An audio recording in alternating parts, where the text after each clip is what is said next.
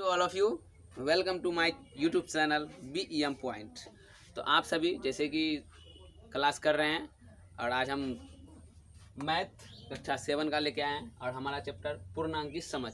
हालांकि इसके लिए हमने एक क्लास रखा था और शायद वो चैनल से वीडियो डिलीट हो गया, इसलिए हम लोग इसका जो पहले पढ़े थे उसका भी थोड़ा सा इसमें पढ़ेंगे और उसके बाद आगे पढ़ेंगे। और इससे चलिए फटाफट शुरू करते हैं हम अपना क्लास को। इससे पहले अगर आपने चैनल को सब्सक्राइब नहीं किया तो सब्सक्राइब करें और वीडियो को अधिक से अधिक लोगों को शेयर करें। तो चलिए हम लोग शुरू करते हैं। 7 क्लास का जो पिछले क्लास रखे थे उसमें योज तत्समक योज प्रतिलोम की बात किए थे, तो चलिए उस पर थोड़ा सा हम प्रकाश डालते हैं। तो योज तत्समक और योज प्रतिलोम। योज मतलब होता है योग, तो हम लोग योग मतलब जोड़ पर बात करेंगे और उसमें एक चीज कॉमन आता है, वो है हमारा ये जीरो, शून्य। ये जीरो इसमें बहुत बड़ा योगदान दे रहा है, इसका बहुत बड़ा यहाँ रोल होता है। तो जीरो पर ही यहाँ योज तत्समक और योज प्रतिलोम पर काम होने वाला है। तो हम लोग चलते हैं यहाँ पर, आपको देखते हैं कैसे काम होता है। तो जीरो पर दोनों काम हो रहा है, आप देखिए कैसे हो रहा है। तो सबसे पहले योज तत्समक की बात करें, क्या करें हम? योज तत्समक मतलब जीरो को किसी संख्या में जोड़ने को ही योज तत्समक कहते हैं। जैसे कि 5 में शून्य को जोड़ेंगे, हमारा मान तो 5 ही रहेगा, या फिर -5 में शून्य को जोड़ो, वो भी मान -5। मतलब किसी भी संख्या में, चाहे वो ऋणात्मक हो या धनात्मक हो, उसमें अगर हम शून्य को जोड़ते हैं उसका मान वही होता है जिसमें शून्य को जोड़ा है। तो जैसे 5 में जोड़ेंगे तो 0 को 5 हो गया, -5 में 0 को जोड़ेंगे तो -5 हो गया। उसी तरह अब हम ये तत्समक बताएं, ये था योज तत्समक। अब चले योज प्रतिलोम पर, तो यहाँ भी जीरो पर ही काम होता है। तो यहाँ क्या फर्क है? यहाँ हम जीरो को जोड़े, लेकिन यहाँ हम क्या होता है कि कुछ ऐसी संख्या होता है जिसमें कुछ जोड़ने पर हमारा मान 0 प्राप्त होता है। अगर यहाँ +5 है जिसको -5 में हम जोड़ेंगे तो हमारा क्या प्राप्त होगा? 0। मतलब 0 पर ही बात दोनों पर होता है, दोनों में बहुत बड़ा रोल होता है जीरो का। तो आप देख लिए कि किसी संख्या में 5 जोड़ने पर, किसी संख्या में अगर 0 को जोड़ते हैं वही आता है, वो होता है योज तत्समक। और किसी संख्या में जब उसका विपरीत चिन्ह में माइनस प्लस को जोड़ते हैं वो होता है योज प्रतिलोम। ये हुआ आपका योज तत्समक और प्रतिलोम। मतलब जब दो संख्या को जोड़ने पर हमारा मान 0 आ जाए, वो दोनों का योज प्रतिलोम कहलाता है। और योज तत्समक में क्या था? जब 0 को जोड़ा जाता है। तो अब हम लोग कुछ गुणधर्म के बारे में बात कर रहे थे, योज तत्समक योज प्रतिलोम करें। अब हम लोग चलते हैं, एक नया गुणधर्म है हमारे पास, इसका नाम है क्रम विनिमय गुण या क्रम विनिमय नियम। तो क्रम विनिमय जो नियम होता है, क्रम विनिमय का अर्थ होता है कि जब किसी दो संख्या को हम लोग क्रम को बदलते हैं, स्थान को परिवर्तन करते हैं, वही क्रम विनिमय कहलाता है। तो इसको जो हम लोग 2 रूप में लिखते हैं, एक गुणा के रूप में और एक योग के रूप में। जो योग के रूप में लिखा जाता है उसको योग क्रम विनिमय, जो गुणा के रूप में लिखा जाएगा उसको गुणा का क्रम विनिमय। तो हम लोग चलते हैं, आपको इस प्रकार लिखा जाएगा। जैसे मान ली योग में होगा तो ऐसे होगा a + b, अगर इस पार है तो उस पार क्या आ जाएगा? b + a। ये हो गया क्रम विनिमय का स्ट्रक्चर। तो जैसे हम एक उदाहरण लेते हैं, 5 + 6, उधर क्या आ जाएगा? 6 + 5। सिर्फ स्थान परिवर्तन करना है, इसका मान नहीं। मान तो 6 5 11 यहाँ भी होता है और 6 5 11 वहाँ भी होता है। इसके अलावा हम लोग पूर्णांक में भी ले सकते हैं, ये भिन्न के रूप में भी ले सकते हैं। तो ऐसे 2/3 4/5। तो उसी को इस बार क्या करेंगे? 4/5 को पहले लिख देंगे और 2/3 को बाद में लिखेंगे। तो ये हुआ क्या? क्रम विनिमय। क्रम विनिमय का अर्थ मतलब यही हुआ कि जब हम दो संख्या को, उसका स्थान को, क्रम को बदल देते हैं, परिवर्तन कर देते हैं, उसी को हम लोग क्रम विनिमय कहते हैं। कोई बड़ी बात नहीं है, इसको बस इस गुण धर्म को याद रखना कि इस गुण धर्म में होता क्या है। ठीक, अब चलते उसी तरह उसी प्रकार गुणा में, a गुना b, इधर हो जाएगा क्या? b Guna a। तो उसी का एक उदाहरण लेते हैं, जैसे 7 × 8, तो इधर क्या आ जाएगा? 8 × 7। जैसे कि मैंने अभी बताया, मान नहीं बदलता, मान कभी भी नहीं बदलेगा। 7 × 8 56 होता है, उसी तरह 8 × 7 भी 56 ही होता है। बस क्या है? स्थान परिवर्तन कर देना है, मान को कभी भी नहीं बदला जाता। अगर इसको भी हम लोग भिन्न के रूप में लिख सकते हैं, उसी को यहाँ क्या करेंगे? 16 लिख देंगे और यहाँ 8/, तो कुछ नहीं करना है। यहाँ 8/9 9/16 है, तो बस 9/16 को पहले लिख दिया, 8/9 को बाद में लिख दिया। यहाँ भी वैसे करेंगे, उसको हम हल करेंगे तो यहाँ आ जाएगा 1/2, 9 कटेगा, 8 दूनी 16, यहाँ भी होगा 8 दूनी 16, 9 कटे, 1/2 यहाँ भी आ गया और 1/2 यहाँ भी आ गया। अर्थात क्रम विनिमय में कुछ बड़ी बात नहीं है, बस एक नियम है, एक गुणधर्म है। इसमें क्या होता है कि स्थान को परिवर्तन करते हैं और इसका मान हम लोग लिखते हैं और कुछ भी। तो हम लोग क्रम विनिमय पर है। अब क्रम विनिमय के बाद आपका जो अगला गुणधर्म है वो उस गुणधर्म का नाम है साहचर्य गुणधर्म या साहचर्य नियम। और ये भी जो है दो रूप में होता है, एक योग का साहचर्य और एक गुना का साहचर्य। तो इसमें भी ज़्यादा कुछ घबराने की ज़रूरत नहीं है। हम इसमें 3 संख्याएं लेते हैं। इसमें भी क्या होता है, 3 संख्या को हल जो करते हैं, मान जो ज्ञात करते हैं, उसमें बस ये करते हैं जैसे कि हम लोग 1-2 संख्या होता है, दोनों को अगर जोड़ना है तो दोनों को एक साथ जोड़ सकते हैं। लेकिन अगर हमको 3 संख्या दिया हुआ तो एक साथ तीनों को कैसे जोड़ेंगे, तो क्या करेंगे, पहले 1-2 को जोड़ेंगे, फिर तीसरा को जोड़ेंगे। बस उसी पर आधारित ये आपका साहचर्य नियम होता है। तो देखिए यहाँ इसका स्ट्रक्चर होता है a + b + c, इसी तरह a + b + c। लेकिन यहाँ आप देख सकते हैं, हम यहाँ पर इसको ब्रैकेट के अंदर दिए, लेकिन यहाँ इसको दिए। अर्थात ये हुआ कि अगर हम किसी से 3 संख्या को जोड़ते हैं, यहाँ पर अगर हम पहले वाले 2 को जोड़ते हैं और बाद में तीसरे वाले को जोड़ते हैं, तो बस जस्ट उस पार में क्या करते हैं, पहले वाले को नहीं जोड़ के बाद वाले दोनों को एक साथ जोड़ते हैं, फिर इसको पहले वाले को एक साथ। जैसे कि उदाहरण के लिए हम लिखते हैं 3 + 5 + 8। तो हम यहाँ क्या करेंगे, इसको इस तरह से लिखेंगे, फिर यहाँ लिखेंगे 3 + 5 + 8। तो यहाँ क्या करेंगे, इसको इस तरह। हालांकि आपका जो मान होगा 5 और 3 8 और + 8, यहाँ हो जाएगा 3 + 8 और 5 13। हालांकि दोनों का मान 8 और 8 16 होता है, यहाँ भी 3 और 13 16 होता है। मान समान ही होता है, बस क्या होता है कि हम जो है इसको जो मान जो निकालते हैं, इसको क्या करते हैं, यहाँ पर पहले इन दोनों को जोड़ते हैं, फिर तीसरा को जोड़ते हैं। लेकिन यहाँ क्या करते हैं, पहले दोनों लास्ट वाले को फिर पहले वाले को जोड़ते हैं। बस यही है और कुछ नहीं है इस गुणधर्म में। उसी तरह आप पूर्णांक वाले को भी लिख सकते हैं, 3/4 + 4/5 + 5/6। तो पहले इन दोनों को जोड़ेंगे, उसी तरह फिर क्या करेंगे, इस पार में 3/4 + 4/5 + 5/, जो करेंगे ना। तो इसी तरह हम गुना में करते हैं। उदाहरण लेते हैं 4 × 5 × 6। तो इसमें क्या करेंगे, इन दोनों को एक साथ करेंगे। इसी तरह यहाँ फिर बदलेंगे नहीं, मान वही रहेगा मेरा। इसमें भी आपको एक उदाहरण हल करके दिखाते हैं, आपको अधिक समझ में आएगी। तो 5 और 4 को गुना करने पर 20 × 6। उसी प्रकार 4 × 5 × 6 = 30। तो क्या आ जाएगा, 20 × 6 दूनी, इसको 20 × 6। यहाँ भी एक बात ध्यान दीजिए, यहाँ गुना करने में आप कभी घबराना नहीं है कि 20 × 6 20 का पढ़ा पढ़ना, नहीं, कभी नहीं। आपको यह शून्य है लास्ट में, अंत में अगर शून्य है तो शून्य का शून्य 1 शून्य लिख दिए और 6 दूनी 12 कर दिए। ये बहुत आसान होता है गुना करना। उसी तरह यहाँ 4 × 30, 30 × 4 नहीं करना है आपको, अंत में 0 है तो इसको 0 लिख दिया और 4 दिया। आप देख सकते हैं दोनों तरफ 120 प्राप्त हो रहा है। अर्थात मान नहीं बदलता, मान वही का वही रहता है। अब जो है हम क्या करेंगे, उसको एक पूर्णांक के रूप में, भिन्न के रूप में लिख के दिखाते हैं। 4 × 4 × 6 × 7/3। तो इसको ऐसे करेंगे। उसी तरह यहाँ इस बार क्या करेंगे, 3/4 × 4/6 × 7/3। ठीक इसी प्रकार जैसे सहचर्य का योग में होता है, गुणन में, गुना में गुना का चिन्ह आता है, योग में योग का चिन्ह, दोनों एक ही चीज होता। वितरण नियम, वितरण नियम में क्या होता है, तो यहाँ देखिए, यहाँ भी जो है कुछ हमारे पास प्रश्न होते हैं। उस प्रश्न को सॉल्व करने के लिए ये हमारे लिए इम्पोर्टेंट होता है। तो ये देखिए अब कैसे होता है। यहाँ पर आपको 3 संख्याएं दी हुई है, ये आप ब्रैकेट है, या ध्यान दीजिए, और ये ए है, ये एक्स है, ये वाई है। तो हम क्या, आपको पता होना चाहिए कि कभी भी ब्रैकेट और किसी संख्या के बीच अगर कोई साइन नहीं होता, कोई चिन्ह नहीं होता है, तो ये ऑलरेडी गुना होता है। तो हम गुना करते हैं, जैसे कि a × x, तो ax, a × y, तो ay। तो हम करते क्या है वितरण नियम में, जैसे ax ay होता है, उसी को क्या करते हैं विस्तारित रूप में, वितरण, वितरण मतलब फैलाना, आप समझ सकते हैं, बांटना। तो हम क्या करते हैं, बांटते हैं, फैला देते हैं। एक उदाहरण से आपको समझा रहे हैं। सपोज दैट आपके पास 3 है और यहाँ पर 4 है और यहाँ पर 5 है। तो करना क्या है, 3 × 4 3 × 4 + 3 × 4। बस ये है इसका मेन स्ट्रक्चर।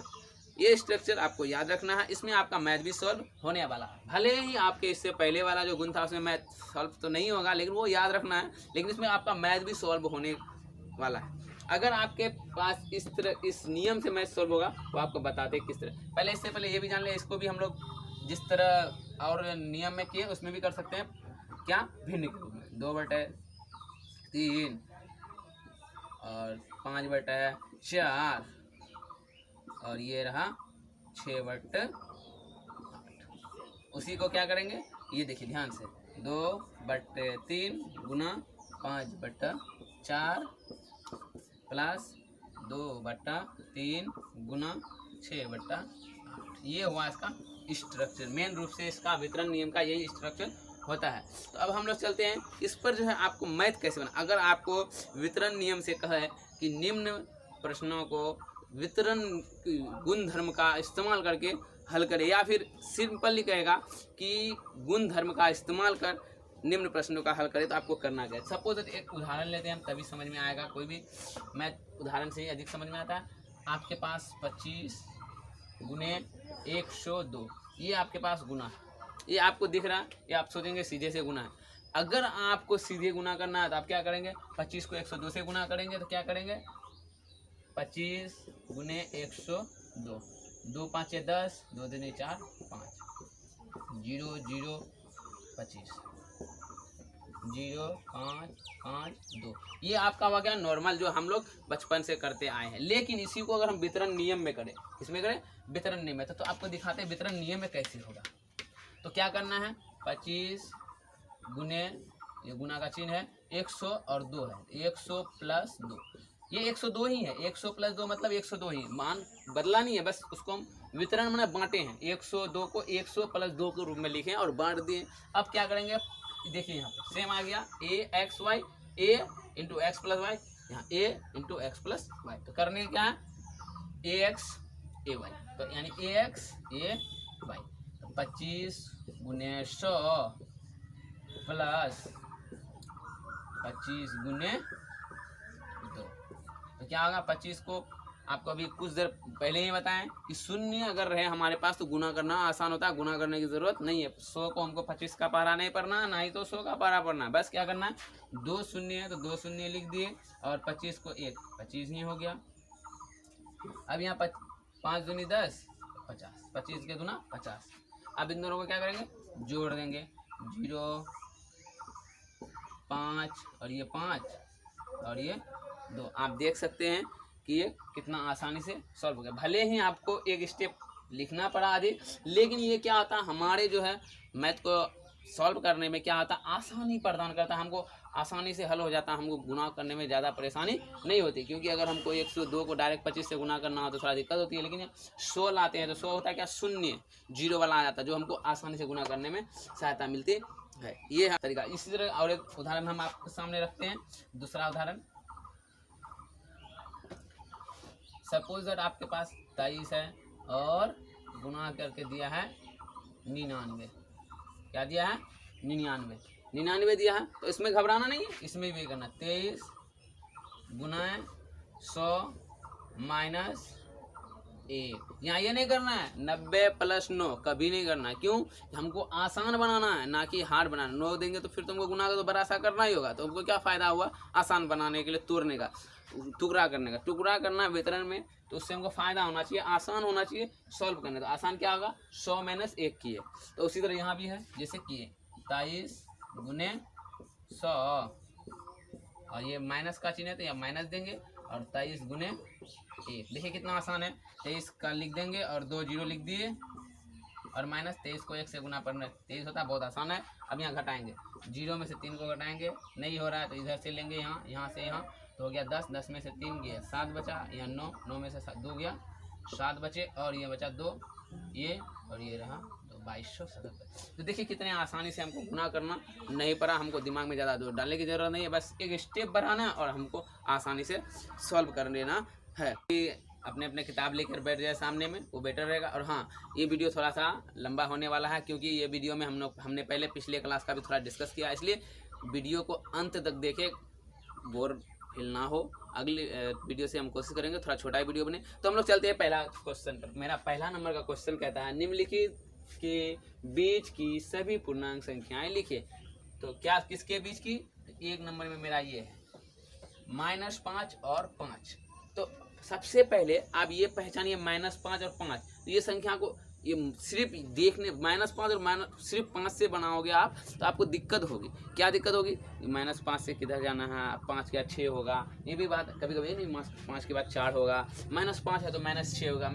तो इन सभी समस्याओं को दूर करने के लिए आपके सामने एक समाधान है, वो बहुत अच्छा समाधान है। ये है संख्या रेखा। क्या है? संख्या रेखा। इस पर आप आसानी से इसे हल कर सकते हैं। तो कैसे हल कर सकते हैं वो देखिए, हमारे साथ देखिए कि आप क्या है -5, क्या है -5। तो -5 कहाँ है? यहाँ पर है, देख लीजिए यहाँ पर -5 है। अब देखो, हमेशा याद रखना, आप गिनती करते हो, कैसे गिनती करते हो? और हमेशा जब लिखते हो कैसे लिखते हो? इधर से लिखते हो, मैं एक विद्यार्थी, कुछ भी लिख सकते हैं, मैं एक विद्यार्थी हूँ, मैं कुछ भी हूँ, मैं सॉल्व कर रहा हूँ, मैं प्रश्न लिख रहा हूँ। तो हमेशा हम इधर से लिखते जाते हैं, ये हमारा रूल्स है। इसी तरह हम गिनती भी जब गिनते हैं तो कैसे लिखते हैं? 1 2 3 4 5 6। क्या कभी ऐसे लिखें 1 2? नहीं, ये तो उल्टी गिनती हो गई। तो हम लोग कैसे लिखते हैं? इस प्रकार लिखते हैं। अर्थात हम किसी भी संख्या को जब भी गिनती करते हैं तो बाएं से दाईं ओर जाते हैं। ये हुआ बाएं ओर, और हम लोग दाईं ओर जाते हैं। यही बात को ध्यान रखनी है आपको, और आपका मैथ सॉल्व होगा बहुत ही आसानी से, एकदम आसानी से। तो देखिए -5 मेरा यहाँ है, यहाँ ले लिए। अब क्या है? +5, धनात्मक संख्या +5 यहाँ है आपका, यहाँ भी ले लिए। अब देखिए हम क्या बोले कि बाएं से दाईं ओर जाना है आपको। तो बाएं कहाँ है? ये है मेरा 5 माइनस में, और दाईं ओर कौन है मेरा? 5 है। ये है प्लस में, धनात्मक संख्या। यहाँ प्लस नहीं दिख रहा, लेकिन कभी भी कोई भी संख्या अगर अकेले हो वो हमेशा धनात्मक संख्या आता है, और धनात्मक 3 दिखाते नहीं, बल्कि वो धनात्मक ऑलरेडी है तो दिखाते नहीं। अगर वो ऋणात्मक है तब दिखाते हैं। तो हम लोग चलते हैं, आपको बताते हैं कैसे सॉल्व करते हैं। तो -5 और 5 के बीच कौन कौन है? तो -5 के बाद हम गिनती करना शुरू कर देते हैं। काहे परेशान होना, क्या है नहीं, सिर्फ सीधे संख्या रेखा पर जाना और गिनती करना है। तो -5 यहाँ है, -5 के बाद बाएं तरफ गिनती करना शुरू करते हैं। -5 के बाद क्या है? -5 तो ऑलरेडी ही है, तो उसके बाद -4। आप देख सकते हैं, ध्यान से देखिए, -3 -2 -1, उसके बाद 0, उसके बाद 1, फिर 2 3, और उसके बाद 4। ये रहा आपका -5 और 5 के बीच की सभी संख्या। देखिए कितना आसानी से हम समझ गए। -4 में 3 2 1 माइनस में, और उसके बाद फिर प्लस में 1 2 शुरू 1 2 3 4 5। देखिए यहाँ पर हमेशा ध्यान रखिए कि इधर से जब इधर जाते हैं तो संख्या का मान हमेशा बढ़ता है, और जब इधर से इधर संख्या को लेके आते हैं तो मान घटता है, और इधर जाने पर संख्या का मान बढ़ता है। तो इस बात को आपको अच्छी से याद रखना है कि कभी भी संख्या रेखा पर जब शून्य होता है, शुरू 0 होता है, यहाँ से दाईं ओर जाने पर संख्या का मान बढ़ता है, और इस ओर बाईं ओर आने के बाद मान घटता है संख्या। इसीलिए आपको अगर दो संख्या के बीच संख्या ढूंढना है तो परेशान होने की जरूरत नहीं है। संख्या रेखा पर देखिए सीधे आसानी से मिल जाता है, क्योंकि हमको बाएं से दाईं ओर गिनती करनी। अब जिस प्रकार मैंने इसको हल किया एक नंबर को, उसी प्रकार आप दूसरा नंबर को भी हल कर सकते हैं। तो दूसरा नंबर में क्या कह रहा है आपका? -2 और -8, -2 और +8, -2 और +8। तो -2 कहाँ है आपका? देख लीजिए ध्यान से, संख्या रेखा पर यहाँ है, ये -2 है आपका। अब चलिए 8 धनात्मक प्लस में है, तो यहाँ आते, यहाँ है मेरा 8। अब इन दोनों के बीच क्या संख्या?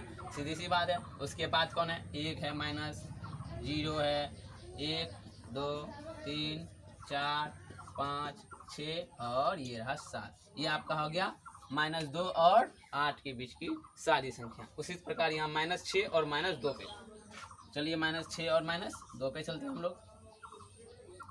तो -6 मेरा कहाँ है? देखिए यहाँ संख्या रेखा -6 और -2 कहाँ है? यहाँ बस -2, दोनों ही माइनस में है।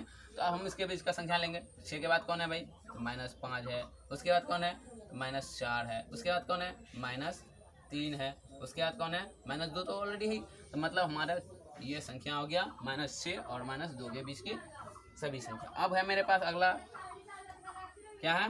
-4 और -10 के बीच। तो -4 कहाँ पे ले? यहाँ ढूंढ। ये मेरा -4 है, और ये मेरा -10 पे चलते हैं। तो -10 अब देखिए ध्यान दीजिए बात कहाँ आ रही है, -4 और -10 है कि +10 है, -4 और -10 के बीच, -4 और -10, तो -4 और -10, यहाँ देखिए ये -10। अब यहाँ थोड़ा आपको कन्फ्यूजन हो रहा होगा। हमने कहा अभी कि बाएं से दाईं ओर गिनती जाती है, लेकिन हमको मैथ जो दिया है क्वेश्चन, इसको भी ध्यान देना है। क्वेश्चन क्या दिया, 4 से 10, मतलब हमको गिनती, कभी उल्टी गिनती, अभी बोले थे उल्टी गिनती भी कभी अगर करना पड़े तो हमको करना पड़ता है, क्योंकि प्रश्न ही ऐसा पूछता है। हमको क्या कहा, -4 और -10, तो -4 पहले बोला है तो -4 पहले गए, उसके बाद -10 बोला है तो -4 से 10 की ओर जाना। ये नहीं कि सिर्फ गिनती बोले हैं बाएं से दाईं ओर तो बाएं से दाएं, नहीं, ऐसा नहीं। हमको जो बोला है पहले क्या है, -4, तो -4 पे जाएंगे। उसके बाद कहा -10, तो -10 है कहाँ मेरा संख्या रेखा में, तो इधर बाईं ओर है। मतलब हमको यहाँ उल्टी गिनती करने की बात कह रहे हैं, तो उल्टी गिनती ही करेंगे। तो -4 के बाद क्या है भाई, -5 है, और -5 के बाद क्या है, तो -6 है, उसके बाद क्या है, -7 है, उसके बाद -8 है, फिर -9। तो यहाँ पर आपको उल्टी गिनती की तरह लिखना, क्यों, क्योंकि हमारा सवाल ही ऐसा किया है, -4 को पहले और -10 को बाद में लिया। तो -4 से 10 की ओर जाना है, ना कि हमेशा बाएं से दाईं ओर। नहीं, गिनती जब करनी हो तब बाएं से दाएं, लेकिन अगर हमको सवाल में कहा कि पहले 4 तो पहले 4, बाद में 10 तो बाद 2 नंबर पर चलते हैं। 2 नंबर में क्या कहता है, निम्नलिखित में से प्रत्येक बड़े पूर्णांक पर घेरा लगाएं। मतलब ये 2 संख्या आपको 1 नंबर में दिया हुआ है, ए में क्या है, तो -20 है और 4 है। तो -20 और 4 में आपको पहचानना है कि कौन बड़ा है, -20 बड़ा है या -4 बड़ा है। तो चलते हैं फिर एक बार हम दोबारा संख्या रेखा पर। कहाँ पर चलते हैं, संख्या रेखा पर। संख्या रेखा में आपको मैंने बताया कि इस ओर आने पर मान घटेगा और इस ओर जाने पर मान बढ़ेगा। तो आप देखिए, तो -20 कहाँ आएगा और 4 कहाँ आएगा। तो 4 तो यहाँ आपको दिख रहा है कि यहाँ पर 4 आता है, तो -20 कहाँ आएगा, तो -1 2 3 4 5 6 7 8 9 10 11 12 13 14, यहाँ आएगा -20। मतलब इस पार आ रहा है तो क्या होगा, मान घट रहा है, मतलब 4 से कम तो 0, और कम, यानी 20 बहुत कम है। मतलब मेरा यहाँ बड़ा संख्या कौन हो रहा है, -20 और 4 में, तो मेरा बड़ा संख्या हो गया 4, ना कि -20।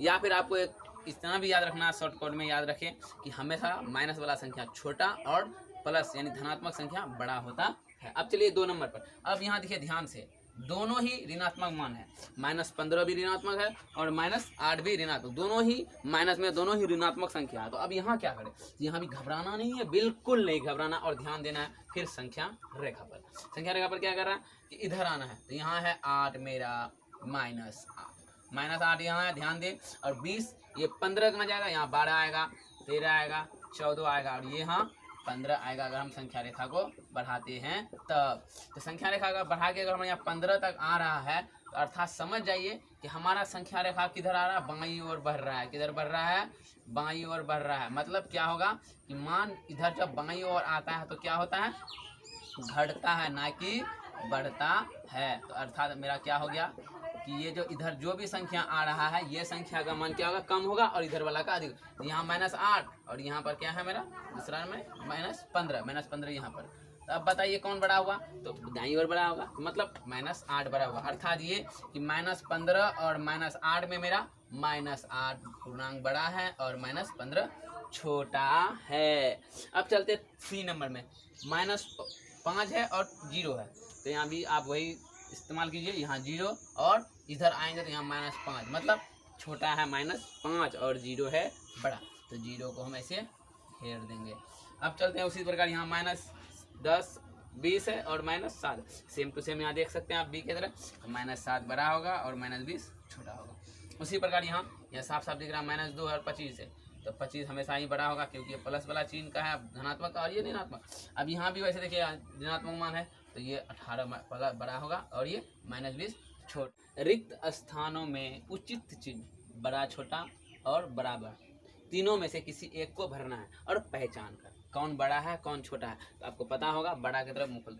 अभी जस्ट हम इससे पहले 2 नंबर में पढ़े थे कि कौन बड़ा है कौन छोटा, उसको घेरा लगाए थे। तो अब यहाँ हमको बताना है कि -6 और -8 दो संख्या है, -6 भी है और -8 है, दोनों अंकों में बड़ा कौन है, या 8 बड़ा है माइनस या 6 बड़ा माइनस। तो हम अभी कुछ देर पहले घेरा लगाए कि जो माइनस दोनों संख्या हो, तो जो माइनस वाला होता है दोनों अगर हो तो छोटा वाला बड़ा होता है, क्योंकि यहाँ आप मेरे साथ अभी संख्या रेखा और एक नया बनाया हुआ है, देखिए -6 यहाँ है और -8 यहाँ है। तो इधर अगर हम गिनती करते थे, हमारा बड़ा किधर होगा, इधर बढ़ते जाएगा तो बड़ा होगा और इधर आएगा तो छोटा होगा।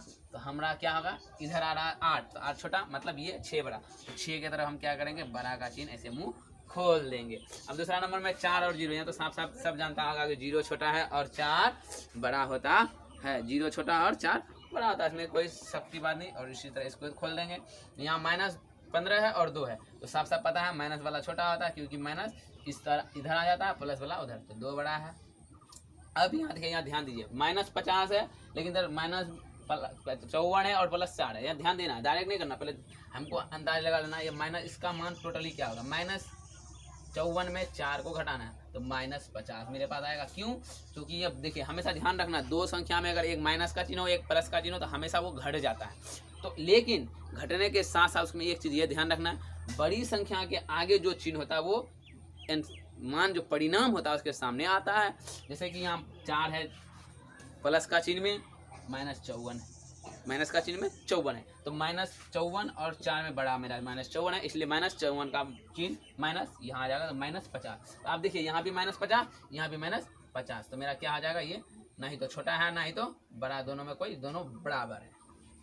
अब यहाँ तो साफ साफ दिख रहा है, इधर भी 25 है भाई, इधर भी 25 है, दोनों 25-25 तो हमेशा बराबर होता है। यहाँ भी क्या होगा, बराबर का चिन्ह लगा देंगे हम। अब यहाँ भी देखिए घटा करने के लिए हमको ऑप्शन दे दिया, तो 4 में से 15 घटाएंगे कितना जगह, -11, इधर घटाएंगे तो 20 घटेगा तो -18, मतलब हो गया क्या, -18 और -11। तो 11-18 में कौन छोटा होगा कौन बड़ा होगा, ये बड़ा होगा और ये छोटा होगा।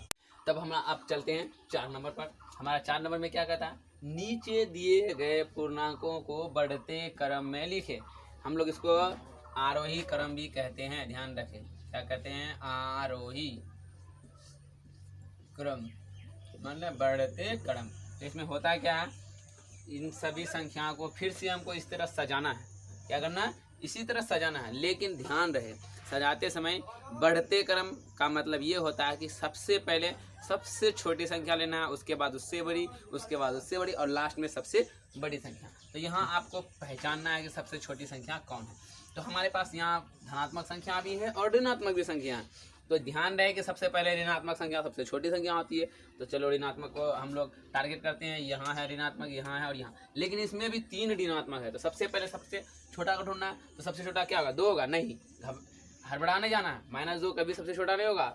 सबसे जो बड़ा है देखने में तो कौन है, सबसे 8, तो -8 सबसे छोटा। तो लिखेंगे क्या, सबसे पहले लिखेंगे -8, उसके बाद -5, उसके बाद -2, उसके बाद आप चलेंगे धनात्मक संख्या। धनात्मक संख्या में सबसे पहले क्या है, यहाँ 12 है, 15 है और 20 है। तो सबसे छोटा कौन होगा, 12 होगा, तो यहाँ 12 लिख देंगे, उसके बाद 15 लिख देंगे, उसके बाद 20। ये हो गया मेरा आठवीं क्रम तैयार। उसी तरह इसमें भी देखेंगे तो यहाँ 0 भी है, ध्यान देना है। तो सबसे पहले -15 हो जाएगा सबसे छोटी संख्या, उसके बाद -4 हो जाएगा, उसके बाद -2 हो जाएगा, फिर 0 आ जाएंगे, फिर 5 आ जाएंगे, फिर 8। ये हो गया मेरा आठवीं क्रम का स्वरूप। ये मेरा 2 ही में था। अब हमारा 5वां नंबर पर चलते हैं।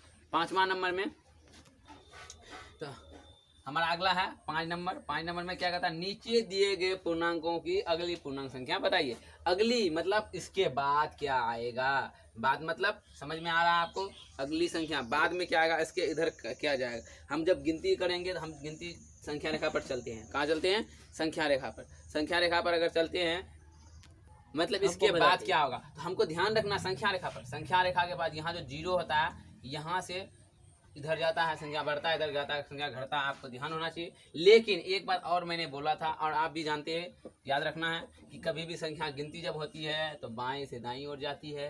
तो चलिए बाएं से दाईं ओर चलते हैं हम और शुरू करते हैं। तो इसका अगली संख्या ये 18 है। 18 मेरा कहाँ है, इधर आएगा 18, 13, 14, 15, 16, 17 और ये रहा 18। 18 यहाँ है, यहाँ से इधर जाएगा क्योंकि हमको गिनती करना है। तो 18 जब उधर जाएगा तो बताइए 18 के बाद उधर कौन आएगा, 18 के बाद 17 आएगा। तो हो जाएगा इसका -17। चलिए अब यहाँ क्या 15, या 15 यहाँ आए, 15 का उधर जाएगा क्या होगा 16, 15 का होगा 16 माइनस 20 तो क्या हो जाएगा 20 से इधर जाना है तो क्या हो जाएगा माइनस 19, यहाँ 18, 18 का क्या आ जाएगा इसका ओनली 19, और ये है माइनस 5 तो माइनस 5 का क्या आ जाएगा -4। ये हो गया आपका अगली संख्या। ये क्या हो गया अगली संख्या। अब उसी में क्या है आपको कहीं कह देता क्या अगली संख्या नहीं, ठीक उससे पहले की संख्या बताए। क्या कहेगा पूर्णांकों की पहले की संख्या। जैसे कि किसी संख्या का बाद में आता है उसी संख्या का पहले भी पूर्णांक जो आता है उसको पूछेगा। सपोज अगर आपका यहाँ पर 25 है, यहाँ क्या है 25 है, और यहाँ पर इसको अलग कर देते हैं, थोड़ा सा हम लोग अलग करते हैं आपका किताब के अनुसार। 25 है तो 25 का यहाँ हमारा पहले की संख्या क्या हो जाएगा 25 के पहले क्या आता है भाई तो 24 होता है। सीधी सीधी बात है कि 25 के पहले 24 होता है। यहाँ -59 है, क्या है -59। तो ध्यान दीजिए हमको वापस जाना पहले, तो पहले क्या आ जाएगा इसका तो -60 हो जाएगा। क्या हो जाएगा -60, या -55 है, क्या है तो क्या आ जाएगा बराबर -56, क्योंकि हमको वापस पहले जाना है पहले। तो यहाँ है -26 तो क्या आ जाएगा -27। यहाँ पर अब मेरा क्या है 100 या +100, क्या है +100, तो +100 का क्या हो जाएगा वापस तो +99, तब ना 100 आएगा, 199 के बाद 100। ये मेरा था क्या पहली संख्या। ये आपका 6 नंबर हुआ कि पूर्णांक के पहले कौन सा पूर्णांक आएगा वो बताए हैं। तो ये बहुत बड़ी वीडियो हो रही है इसलिए हम आज 6 नंबर तक रोकते हैं। अगला क्लास में हम 6 नंबर के बाद पूरे चैप्टर को लेंगे। तो आप लोग इस पर लाइक करें, कमेंट करें जो दिक्कत होती है, और ये वीडियो को अधिक से अधिक लोगों को शेयर करें, और सब्सक्राइब करना तो बिल्कुल ही नहीं भूलें। धन्यवाद, जय हिंद।